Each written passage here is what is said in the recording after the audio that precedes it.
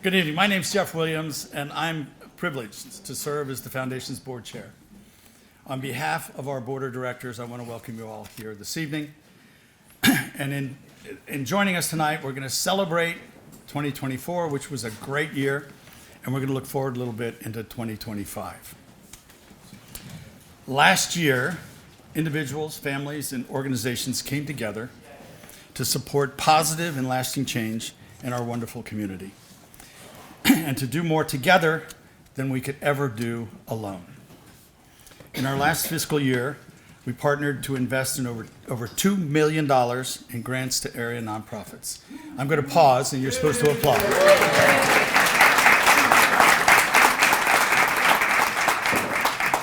Thank you very much. This figure includes $863,000 invested in local nonprofits, which were carefully vetted through our annual grant review cycle. Additionally, we made investments in scholarships for local students, emergency financial assistance for our neighbors, and grants from special funds like our Young Philanthropist Fund, run by New Canaan High School students.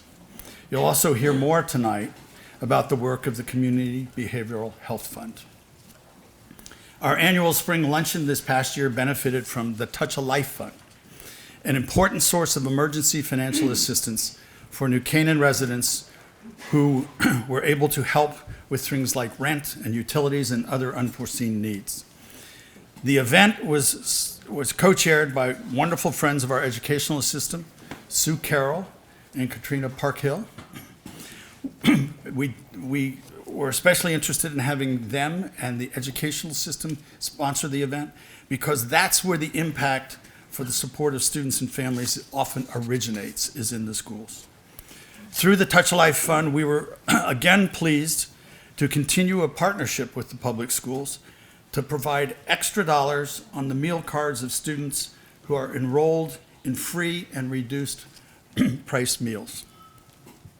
Doing so enables them to purchase additional food on days when they're hungry, or have the same opportunity as their peers to access cafeteria snacks.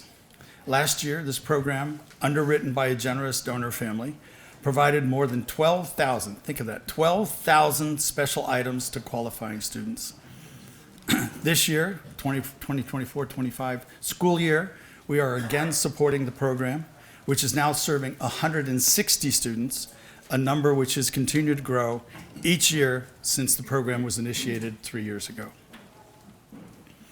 We are so deeply grateful you are our friends and advocates. The Foundation's work simply would not be possible without your generosity, and I want to thank you.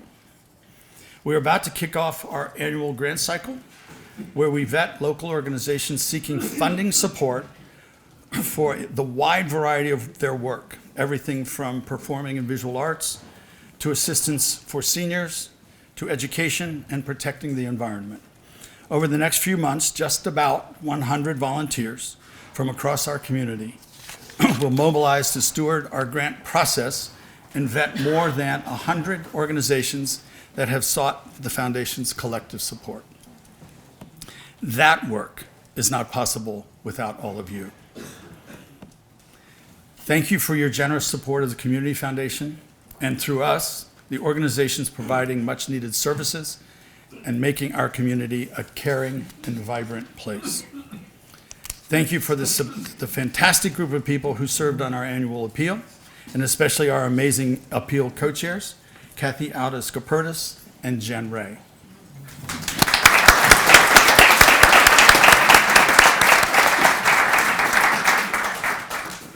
Our volunteers make a huge difference by reaching out to their friends and neighbors, sharing why it's so important to grow local giving. Thank you to all who gave to the annual appeal. We saw tremendous generosity at year end, and we still welcome your support, as all our funds will help us respond further to key issues in the community. We are so deeply grateful and are ready to put your dollars to good work. I would also like to thank my fellow board members. Our terrific board, 24 members strong, lead the Foundation's work. We were so pleased to have 4 great new board members join us this past year: Holly Casella, Bill Hines, Tiffany Keener, and Alex Stewart. Thank you each for serving on behalf of your community.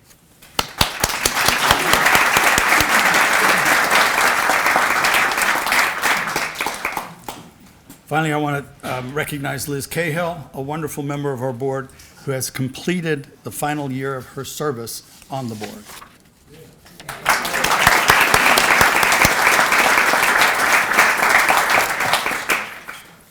And now we're getting to the fun part. To provide us with an overview of the foundation's finances, I'd like to introduce my friend Jim Clayton, Treasurer and Chair of the board's Finance Committee.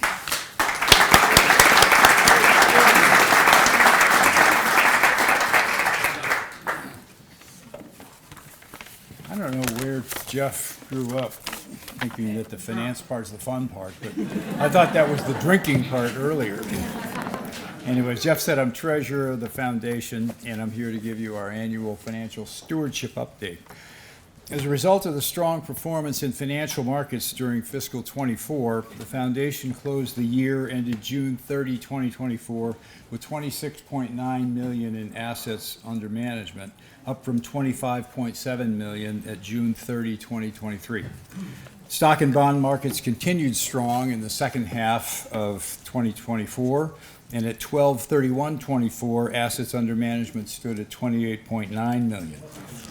These funds are lodged in more than 90 charitable funds, including 44 donor-advised funds, 13 field of interest funds, where we're the vehicle for local charitable projects, 7 scholarships funds, 15 agency funds, where nonprofit organizations have chosen to invest their endowments with us. And then there are several board-directed funds that we manage in addition. In fiscal 24, your generous contributions to our annual appeal and donations directed by donor-advised funds enabled us to support 88 local area and nonprofit institutions through our annual grant cycle. And across our organization, as Jeff mentioned, the Community Foundation invested $2.2 million in community activities.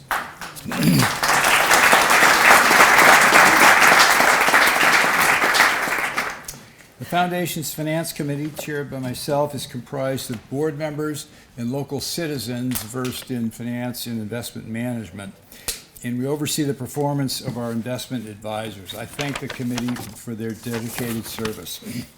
As a matter of good governance, we decided in early 2024 to engage in an RFP to make sure that we were getting first-class financial service advice at a reasonable price. So we spent a good part of the year interviewing investment managers. We wound up interviewing 10 of them in depth. And at the end of that process, the Finance Committee unanimously decided to recommend to the board that they replace Investment Advisors Vanguard and TIF with Mason Investment Advisory Services, a community foundation-focused advisory firm with $12.5 billion in assets under management. We were impressed with Mason's broad services, their flexible investment options, their understanding of our mission. They have 50 community foundation clients. They understand how we operate, their solid performance, and their reasonable fees. The board voted unanimously to engage Mason, and we made the transition on December 1, 2024. And so far, it's going very well. I'd like to give special thanks to our Chief Investment Officer, Michael Reed, who's also a member of the Finance Committee, who did yeoman's work in this process. Michael can't be here tonight because of a death in the family, but he was terrific on this process. As you might expect, the Finance Committee takes care to ensure that our portfolio of investments is widely diversified among equity, fixed income, and cash. The focus of our investment strategy is to preserve the real purchasing power of our assets while achieving positive returns over the long haul, thus enabling the foundation to continue its work. As we do in the autumn of each year, we held an investor meeting on October 17 here in New Canaan so that representatives of our donor-advised and agency funds could ask questions directly of our new investment advisor, Mason. The meeting was well attended with 33 fund holders present, and we had a very good discussion and a Q&A session afterwards. In closing, I'd like to thank you all, as Jeff did, for your generous contributions to the foundation, which supports our work in the town. On a personal note, my tenure as treasurer ends at the end of this fiscal year in June. I'll be succeeded by my colleague on the finance committee, John Sheffield. I'll be available after the presentations for any further questions or comments you might have on our finances. With that, I'd like to turn it over to our President and CEO, Lauren Patterson, who is going to invite to talk about the rest of the program.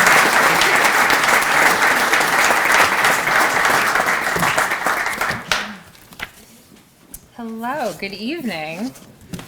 We are so pleased to have you all here tonight and gathered. Everyone keeps remarking on what a full room, and I love it, and I'm also not surprised. This is always such a wonderful gathering of our nonprofit partners, our volunteers, our donors, our board, and I love that this is an opportunity for everyone to socialize and see one another. This is what makes this organization so special, so thank you for being here. So earlier, Jeff covered some programmatic updates, and what I wanted to share more detail about was our behavioral health work. And you'll hear from a couple of great speakers tonight who are our dear partners in this space. So as many of you now know, the foundation embarked more deeply on mental and behavioral health work dating back to 2018. At the time, not many people were talking about these topics, or it certainly wasn't at the forefront of community conversation. But as many of you have heard me describe over time, topics of conversation with families, with nonprofit partners, with school leadership all started to hang together under this broad umbrella that asked for us to look a little bit more deeply at the mental health and well-being of our community. So at that time, we formed a special committee of our annual grant process, and this is when we began to delve more deeply into the topic. Community foundations call this work community leadership. It's a little bit jargony, but there's actually a quote that's a description of what the field accepts as community leadership, and I don't usually read from the script, but I find this helpful to ground. So community leadership is defined as, quote, happening when community foundations move beyond grant making and act as a valuable partner that drives positive change in the areas they serve. When community foundations are community leaders, they pursue the community's greatest opportunities and address the most critical challenges. They inclusively unite people, institutions, and resources from throughout the community, and they produce significant, widely shared, and lasting results. So importantly, this is never in a vacuum or a silo. This is in partnership with everyone, and I truly believe the success of the work and the momentum thus far is a testament to the fact that this has always been volunteer-led and community member-led, and there is a committee of people out there every year in conversation making sure that we are doing the most important work in this space. I'm happy to say, so in the first 5 years of this work, we invested about $500,000 in total through our annual grant cycle as a part of those annual awards. And then in spring of 2023, we launched the next phase of work when we announced the Community Behavioral Health Fund. So this was an opportunity to be additive to the annual spring grants and to hopefully multiply the impact in the space. We launched the fund specifically as a multi-year initiative, and not just to make short-term investments, although we could do that. We could say there's a problem with access and we need to move dollars quickly to help fill a gap, but also to have a long view, to say some of this is very long-term work, to break down some really entrenched systemic problems, and by committing to a multi-year initiative, we could do some of that work. So we launched the fund in May of 2023. We had a group of donors offer a challenge match. Many of you stepped up when we launched that at our spring luncheon that year. So we launched in May of 23. We made our first grant out of that fund in June of 23, right? We were ready to go. We knew some places that resources needed to be deployed. Since that time, so 18 months ago, we're on track to make about $200,000 in grants and programmatic investments out of that fund. And so I'm so pleased that we as an organization have really been able to double down, finally, the resources that we're putting in this space. In December of this past year, we awarded a new special round of grants that were specifically targeted at systems change work. So this could not be limited to what was happening within the four walls of a particular organization, which is always important, and we're still funding that through our annual grants. But these were systemic. They were going to have reach beyond the walls of that institution, out in the community, and maybe, potentially regionally or statewide. So those are the three speakers we have here tonight to share a bit about that work. First up, I'd like to introduce Margaret Watt. She's Director of Prevention at Positive Directions, which is a behavioral health organization we've been investing in for years, mostly because their outpatient clinic accepts Husky and is a really important provider for kids and families in our region. Last month, we made a grant to them for their systems change work. They're leading an effort in Norwalk, and I'll let Margaret describe that.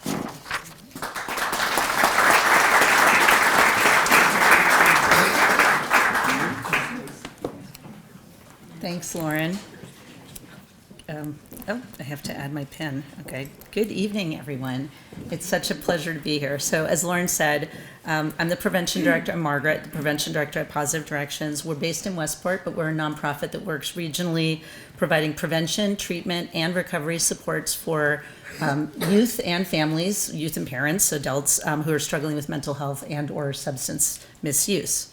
And I have the pleasure of leading our community efforts in local towns. So I'm really delighted to be with you here tonight to talk about this new systems change work that is being funded through the Community Foundation to address youth behavioral health in Norwalk. So systems work by its nature is complex. It involves multiple levels of collaboration. Even though we all know that it takes a village if you're trying to make a difference, to address the root causes of mental health, to increase awareness, provide access, support vulnerable populations. I think we also all know that funding typically does go, like you said, within four walls. It goes to a single agency for an individual service or an individual program. And so, I'm really truly grateful to the Community Foundation for its vision in supporting community change. So we got the grant last month. We're starting it now because we're wrapping up a predecessor process. And so I'm just going to tell you what systems change looks like in Norwalk. I can't tell you that we've started this particular grant yet. We've had a couple meetings. But there are three key elements to this type of work. First of all, systems change requires multiple stakeholders. Bringing people to the table and bringing trusting relationships is therefore a long process. You just talked about starting behavioral health work in New Canaan in 2018, and at that time I was at the Regional Mental Health Board, and I used to come to those meetings. And so it's been since 2018 to get to this point, right? That happens on the local level. In Norwalk, we have parents, we have youth, we have schools, we have community providers, police, et cetera, et cetera, et cetera. But you can have a meeting and invite them to the table, and it doesn't mean there's a true partnership until the relationships mature and there's give and take and all of that. And so it takes time. For a number of years now in Norwalk, the social services and educational sectors have been increasingly collaborating and active through an organization called Norwalk Acts that you may be familiar with. It's a collective impact organization. It doesn't provide any direct services. Its purpose is to convene stakeholders to work on different cradle to career initiatives, such as early childhood, college and workforce readiness, and in this regard, social emotional health. So I'm on the leadership team of the Social Emotional Health Initiative over there, but we have over 100 agencies involved in Norwalk Acts. That's a starting point, but I would still say for a long time it was coming together without necessarily creating the systems change. There's another large gathering of organizations, community members in Norwalk called the Norwalk Partnership, aka TNP. That's the Citywide Prevention Coalition. It focuses on preventing youth substance use and promoting mental wellness. So I'm also on that leadership team. One of the things we've done in Norwalk is take these groups and look at the intersections and purposefully braid the leadership teams. So there's co-planning, there's collaboration, there's close coordination on everything. So that's number one, is the relationships. Second, systems change is data-based. Here's where things started to really change in Norwalk and make these relationships so much more meaningful. Our Norwalk partnership is funded by the CDC Drug-Free Communities Grant, which I direct, which lets us conduct biannual youth surveys. In a little bit, you're going to hear about the New Canaan survey, right? Data galvanizes the community. Data drives action. When we did a survey of youth mental health and other issues in June of 2021 during COVID in Norwalk, it showed the terrible impact of the pandemic on our youth. 4 4 out of every 10 youth were reporting depression. We were able to measure the most vulnerable populations, starting with our LGBTQ population, over 3/4 of whom were reporting depression. We were able to measure suicidal ideation and even suicide attempts in the past year. And this galvanized everybody. The data allowed TNP and Norwalk Acts to highlight youth needs and vulnerable populations. It led to the increased partnerships between the public schools and community agencies. Providers got contracts to provide mental health and LGBTQ counseling for free in the schools. Triangle Community Center provided awareness trainings to faculty and staff. TNP launched an annual citywide walk and wellness fair, Teen Nights Out initiative. Norwalk Acts created a day of training to bring all the adults who serve youth in the community together to teach them the skills to support the needs that were identified in the survey. Everything stemmed from the survey data. And even then, the survey data was being used sort of individually by partners to go, I'm going to do this, I'm going to do that. And we were coordinating with each other, but part 3 is where this grant comes in. Third is systems change requires big picture planning. And we are poised for that. Norwalk has built these partnerships. We've got all these efforts to collaborate together. And what we're going to be doing in coming months is larger scale citywide strategic planning around youth mental health. We have several pieces of data that are going to support it. We just completed our 2024 youth mental health survey, or youth, it's not just mental health, youth survey. I was presenting the results out earlier today. So we have data from kids.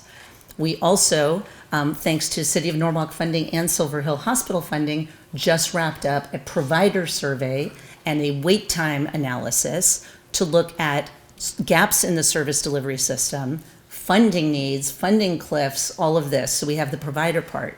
And then with this grant, we are going to conduct in-depth community conversations with our most vulnerable populations, kids and parents, coming from particular demographic groups that we see in our survey as being high risk, hear from them their needs, pull all of this together with multiple community partners, and create a citywide strategic plan, action plan, and all be on the same page, building consensus around our priorities. So it's really exciting. Thank you for letting me probably go over time.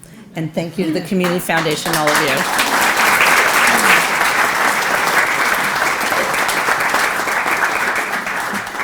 Thanks, Margaret. I mean, you could tell the volume of work it takes to serve a community and to do it well. And we're just so pleased that we had resources to help take this to a next kind of planning phase. We're excited to see what comes in the next couple of months. Next, I'd like to introduce Andrew Gerber, President and Medical Director of Silver Hill Hospital. They've been a longtime partner of the Community Foundation's work in behavioral health, both as a thought partner and certainly for the urgent assessment program that they've stood up at the hospital, and we've been a partner in that. Silver Hill was also an inaugural grantee of our systems grants, and I will let Andrew describe this much better than I will. Thank you, Lauren. It's such a pleasure and an honor to be here tonight, and I'm going to be very brief. There are two things I wanted to tell you about. The first is, I think everybody knows how important it is to have leaders in our community, and obviously we're amongst leaders tonight. But I believe it's also important to be a follower sometimes. And when I first moved to this area and started at Silver Hill over 6 years ago, by very happy fortune, I got invited to a meeting at the library that Lauren had organized.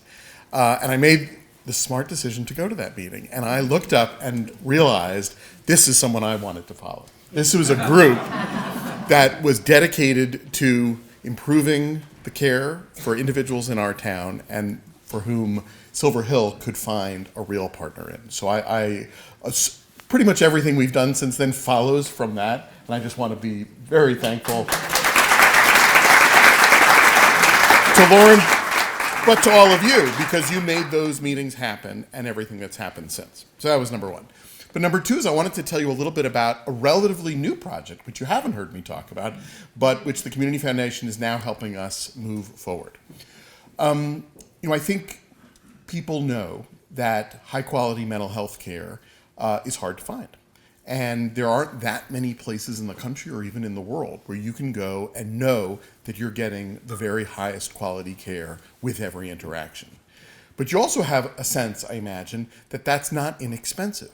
And the whole model that Silver Hill has had over the last 94 years is a model that is part built on the good fortune of being in a community like New Canaan, meaning that we can charge privately for some services, which then subsidize the care for others who aren't able to pay privately. And while that works generally, it's not a scalable model. In other words, it's not a way to introduce high-quality mental health care in every community or all around the country, as it should be. So then you might ask, well, why is that? Why do we have a healthcare system that I would argue does pretty phenomenal things in orthopedic surgery, in cardiology, in oncology, and doesn't expect people to pay privately, but yet in mental health, that's not the case? And this has been studied actually carefully over the years. And what it turns out is that we, as a society, through the vehicles of our healthcare system, which most of us would agree is not optimally built, have created an imbalance where we pay more and more readily for things you can see, like a broken leg or a tumor, and we have not historically paid for the kinds of high-quality services, at least not easily, that people need. And that's a fundamental problem. We could talk for a long time about the origin of that problem. It's got to do with stigma. It's got to do with how complex the problems are and biases. But it is the world we live in now. So a lot of very smart people have thought about what it would take to start to switch that system. And you may have heard a term come up, and it first came up in 2008 around a federal law called the Parity Law. And the Parity Law said basically that it would be against federal law to discriminate against the treatment of mental illness in a way that makes it different than physical illness. The problem is that for a variety of reasons, that law has not been uniformly enforced. And it has really been left to states and even local areas to try to address that. So then you take this as a big problem. How does a relatively small hospital and a relatively small community foundation tackle this? And this is where we lead back to the story of what it takes to partner with someone. Lauren and I had a conversation now about a year ago, I think it was, about one of the amazing things about our community is that we do have business leaders in town. We have people who've thought deeply about these complex problems around how do they provide fair benefits and good benefits for their employees and their families. And so with Lauren's help, we convened a group, some of you might be here tonight, and had a conversation about what this would take. And one aspect that came up is we rely on a free market, right? The free market works really well for a lot of things, but a free market depends on transparency. It depends on us knowing how much things cost and giving us the choice to choose those services, whether they be mental health services or they be insurance plans, that give us what we need. We do not have a transparent market in insurance for mental health care in this country right now. It is obscured for a variety of reasons to do with the way the laws are set up and the way the organizations. So we joined in a movement that is advocating for transparent, price transparency around mental health care in the state of Connecticut. And we've had a lot of support around the state. But we need the tools to actually extract that data from publicly available databases and then to publicize it.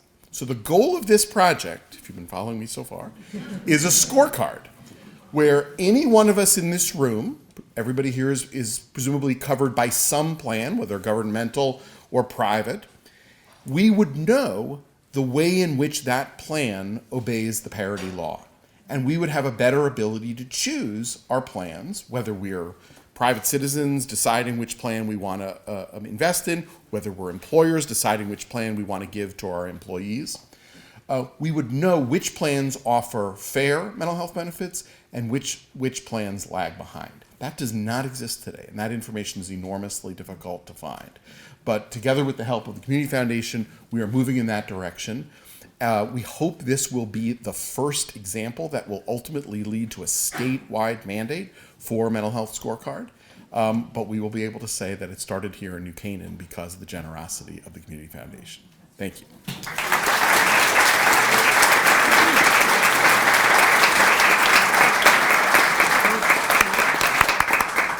Thank you, Andrew. We're incredibly excited about that project, and I think you could see the legs that could have in the reach. So thank you all for supporting that work. Finally, I'd like to introduce Colleen Prostor, Executive Director of New Canaan Cares. Colleen and I have also been on a roadshow about the town's first community-wide health and well-being survey, which was just released earlier this week on Monday night at the library. And Colleen's going to share some takeaways from that work. Colleen.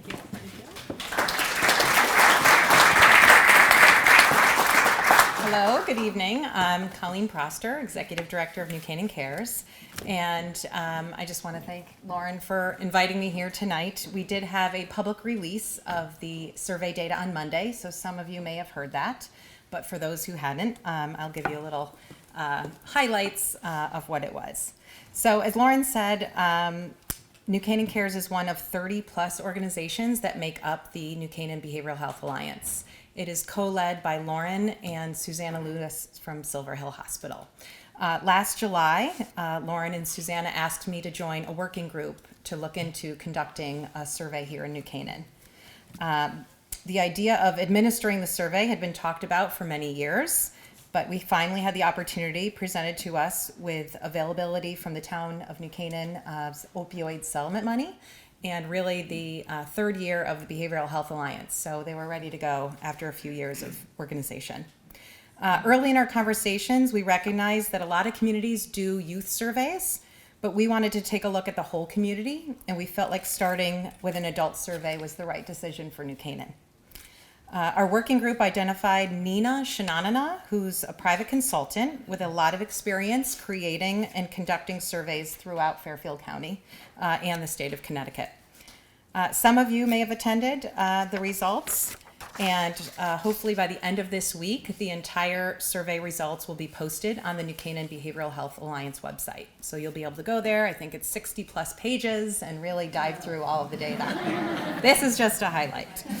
About the survey. So we collected 1,490 surveys, which was in October of 2024, which makes up 10.5% of the New Canaan adult population, which is 18 plus. This provided us with a nice 2.4% confidence interval, so the data results have a high interval to represent the full population. And also in that, 60% of the respondents had at least one child living at home in New Canaan. On top of collecting the data, Nina was able to run and pull out 5 unique subcategories that we were able to look at against the total data that we collected. The 5 subcategories were multiple caregivers, so those that were caring for a child and also adult, whether it's a parent or another adult. Those that have low financial security, those that have low life satisfaction, those with high concerns for their own emotional well-being, and those that had high concerns for their own mental health. So we were able to pull out that data and then compare that to the total results of the survey, which was very helpful. On Monday, we pulled out the presentation, and in order to summarize that 60-page document, we came away with 5 key findings that we wanted to share with the public, and I'll touch on those tonight. So the first key finding that really the Alliance was found notable, the awareness of community supports. We asked respondents about their knowledge of 18 community-based supports, and the top 3 that were kind of in the middle section here that stood out to us were that 38% of respondents did not know where to get community support around substance misuse. That was a high statistic in our minds. 35% of respondents did not know where to go in the community to access mental health support. And 34% did not know where to access help for domestic violence. So although we know that 100% awareness of resources is a stretch, we want to make sure that the majority of New Canaan residents are aware of our town's abundance of help and resources when they need them. So we have some work to do. Our second key finding was the access and barriers to care. So regarding the access to care, 7% of respondents reported having difficulty accessing mental health care, and only 5% of respondents reported having difficulty accessing health care. Although these results are very optimistic, When we looked at that 5 unique category, the access to care for mental health and physical health care was 11 to 35%. So that was the helpful ability to be able to see, low income, multiple caregivers. They're definitely having harder challenges in access to care. In the barriers to care, we have some good news. More than 2/3 of respondents did not have any barriers to accessing physical or mental health care. Those who did experience barriers reported that the biggest barriers were that they could not get an appointment or the cost was too expensive. Also within this 1/3 of respondents who had barriers to care, the highest percentage of those were females ages 30 to 59. We found that interesting. This is where Margaret was saying data is really powerful and very interesting. We also saw a higher barriers to care for those 5 unique categories. Our third key finding was data from that 30 to 59-year-old age group.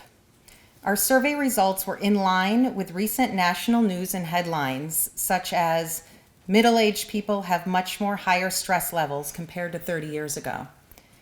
The 2004 Surgeon General's advisory stating that parental stress is an urgent public health issue, and that the sandwich generation is stressed out, low on money, and short on time.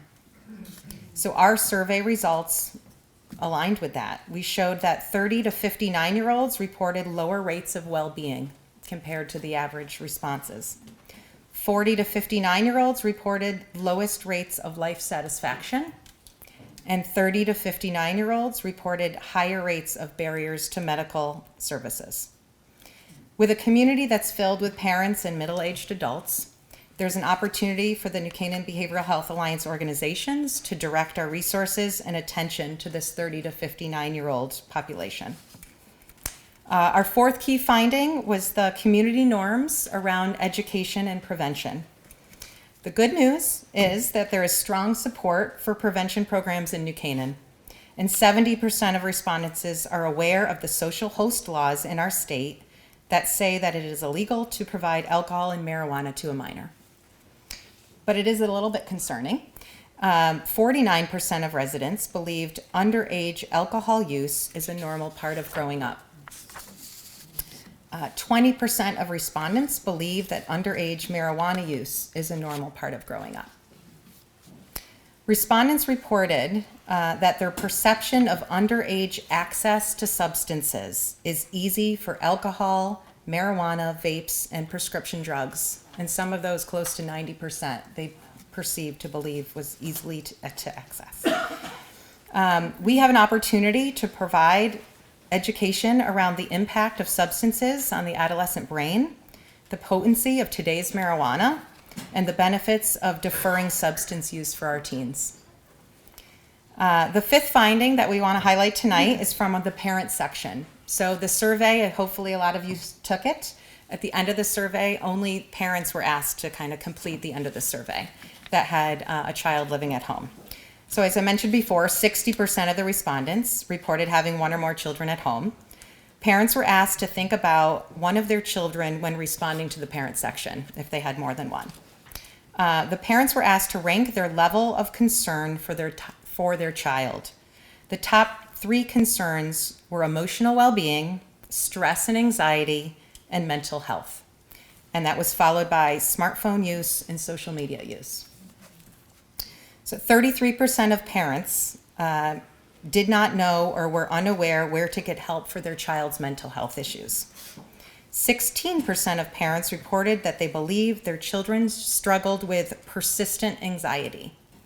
And if you look at the chart, the percentages were much higher for children in the 11 to 14, 15 to 18, or 19 plus. And the 19 plus section was 25% reported that their children, they perceived their child to have persistent anxiety. It's a large percentage. 10% of parents reported that they believe their child struggled with persistent depression in the past year. And again, these percentages were much higher for the high school 15 to 18 and that 19 plus age group, which was 19% that they believed had persistent depression. We also found it interesting, and Nina was able to pull this out, that in 2023, the statistics said that 35% of high schoolers in the state of Connecticut reported having persistent depression. So our numbers actually, could be a little bit lower from the adults' perceived perception of that versus the students themselves. So that leads us to kind of the next steps. I think that last section really, one of our goals is to be able to take this adult survey and now move into having and administering a youth survey here in New Canaan. Generally around the state, and Margaret probably knows more about this because she's a seasoned veteran, it's for students in grades 7 through 12. The Behavioral Health Alliance organizations can now use all the survey results to guide our decisions, resources, and our work in the health and well-being space. So data is powerful, and we have, data and information to go off of. We have opportunities for organizations to market what we do and how New Canaan residents can find and use our resources. So that's, knowledge of what we have in our community.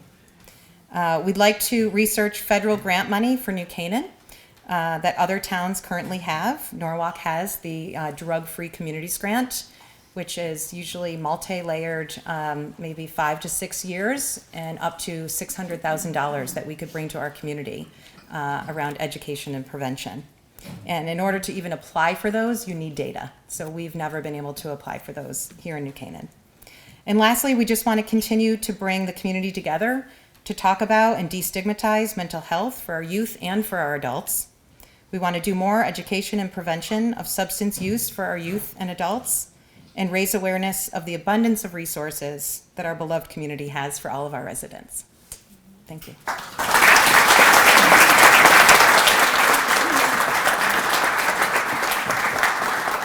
Thank you, Colleen. So hopefully you can appreciate the breadth and depth of work going on, and this is still just a slice of the work in our community. Thank you all for supporting this work. It doesn't happen without the engine of giving that is this community, so thank you.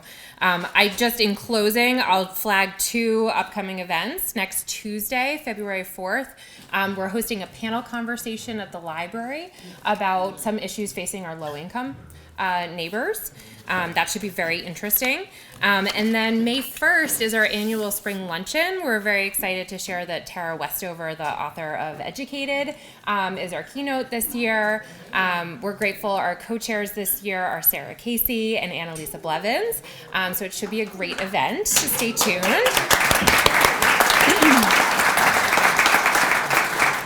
And I just want to thank, we have a fabulous events committee co-chaired by Jane Benton and Ann Leidecker, who did great work to have this be a warm and cozy evening, so thank you guys. And thank you to our staff team, Meg, Lauren E., Kim, Julie, Carrie.